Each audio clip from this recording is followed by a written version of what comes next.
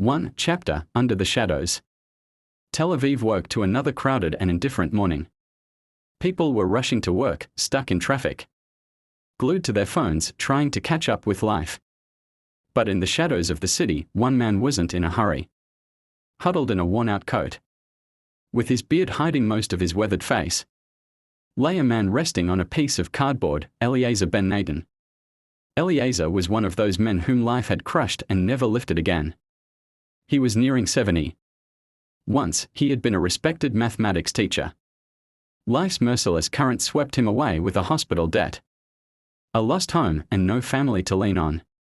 His first night on the street, he had looked at the sky and cried. Then he got used to it. One can get used to anything. That morning seemed no different. With a few coins, he bought a stale bagel from a bakery and sat watching the cars rush by. No one noticed him except one man. 2 Chapter Eye to Eye. That morning, an unusual motorcade arrived in the area. Black-tinted cars, suited men, tight security.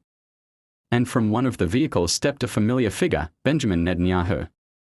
The former prime minister was now involved in social awareness projects. That day, he was scheduled for a business meeting nearby. But as his eyes wandered, they locked onto Eliezer curled against a concrete wall. He paused. His security paused. Netanyahu walked straight toward Eliezer and stood before him. Eliezer looked up, surprised to see eyes actually meeting his. There was pain and anger in those eyes, but also resilience. "What's your name?" Netanyahu asked. "Eliezer." "Eliezer ben Natan," he answered, his voice rough but proud. "What did you used to do?" "I used to teach math.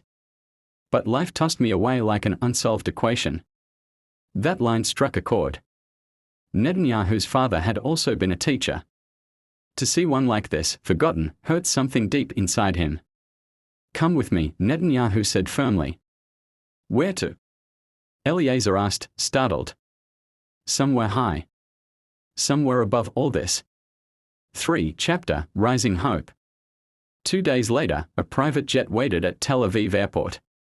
Eliezer, now shaved and in clean clothes, looked like another man. Netanyahu was by his side, quietly reassuring him. As the plane lifted off, Eliezer stared out the window, remembering a class trip to Istanbul 30 years ago, so far away now. "Where are we going?" he asked. "To Dubai," Netanyahu replied. "Dubai? That's not for people like me." "No, Eliezer. It's exactly for you.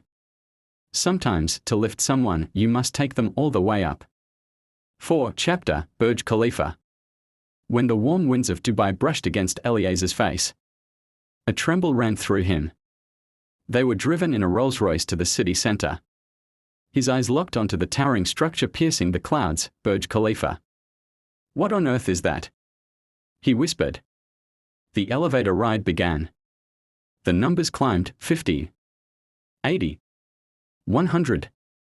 On the 148th floor, the doors opened to a lavish apartment with marble floors, gold accents, and towering windows showing the sparkling skyline. A red envelope lay on the center table. Netanyahu handed it to him. "This is your home now. The deed is in here.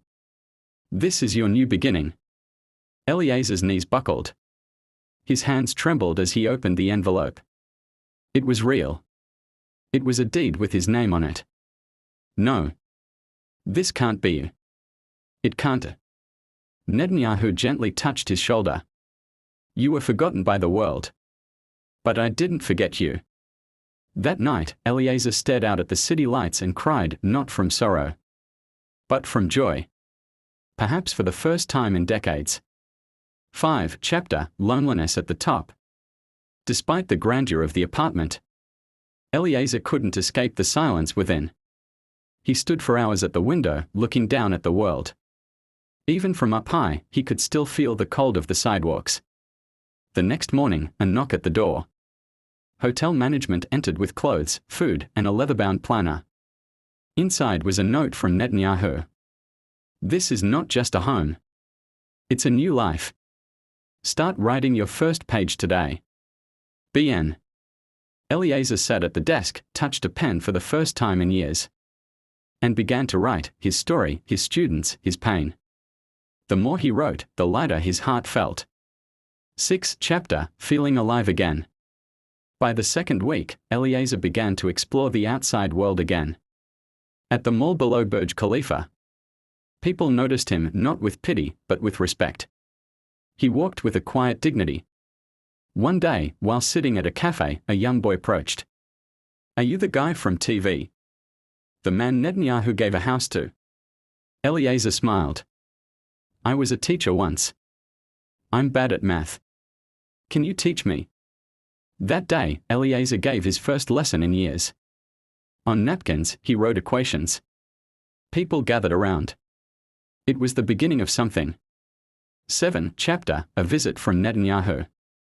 At the end of the third week, Netanyahu appeared at the door, unannounced and without security. "Do you like your place?" "It's not just a place. It's everything." They stood together on the terrace, gazing at the Dubai skyline. "You know, Benjamin, people say you're a hard man."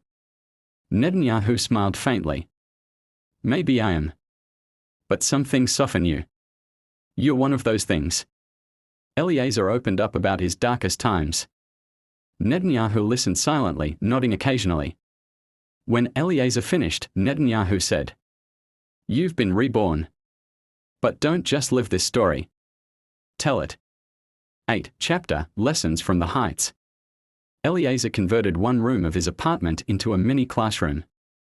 With books, a whiteboard, and a few chairs, he started tutoring kids in Dubai. His story went viral on social media. Influencers, schools, and philanthropists joined. Education from the sky became a movement. Children from different backgrounds came to his classes. He taught math and life lessons. Math has order. Life doesn't always. But you can create your own order. One child asked, "What was your order?" "I hit 0.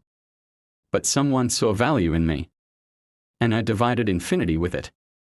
9th chapter, Return to Tel Aviv. A letter came from Netanyahu. "We are opening a center in Tel Aviv for the homeless. I want you to lead it." Eliezer returned to his homeland. A center was built near his old school. It was called the New Lives Academy. Each homeless person who entered received soup, a pen, and hope. 10th chapter, Academy of New Lives. The center wasn't just an educational institution, it was a sanctuary. On its walls hung student artwork, formulas, and stories of rebirth. Eliezer taught adults who had lost everything. Some came high on substances.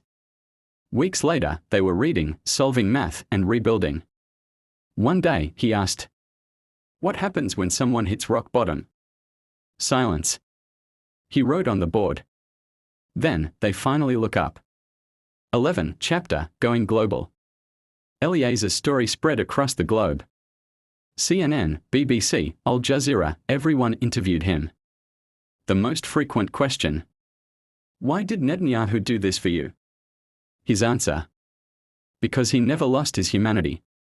Anyone can be a politician. Not everyone stays human. Netanyahu watched one of the interviews privately. He didn't say a word, but a small tear rolled down his cheek. 12th chapter, A Student Returns. One day, a well-dressed man in his 30s arrived at the center. "Mr. Eliezer. Do you remember me?" "David. David Moshe." David had once been Eliezer's worst student. Now he was a tech entrepreneur. "You believed in me. Now I believe in this place. I want to fund it." Eliezer couldn't hold back tears. His legacy had taken root. 13th chapter, Back to Dubai. Eliezer returned to Dubai with 4 homeless students. He showed them his apartment. "This is yours for today. To inspire you." That night on the terrace, they stared at the stars. He gave them the formula for success. Success equals belief plus effort plus opportunity. And sometimes, opportunity is a man giving you a room at the top. 14th chapter, Netanyahu's national speech. Netanyahu gave a televised speech. "I once led a nation. But Eliezer taught me how to lead a heart. He showed me a greater form of leadership, compassion. His words became one of the most replayed clips in Israeli history. 15. Chapter, final page.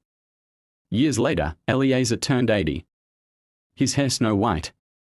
His mind still sharp. Netanyahu visited with a book. The Man Who Rose, The Story of Eliezer. You deserve to be remembered. I just wrote it down. Eliezer wept. I was just a man thrown away. No. You belonged in the sky. Epilogue, letter to the future. Eliezer passed away peacefully. On his coffin lay one letter. To whoever lost hope. I was once forgotten in the shadows. Then someone lit a torch for me. If you're in darkness, know someone will see you. Maybe a leader. Maybe a stranger. Just hold on.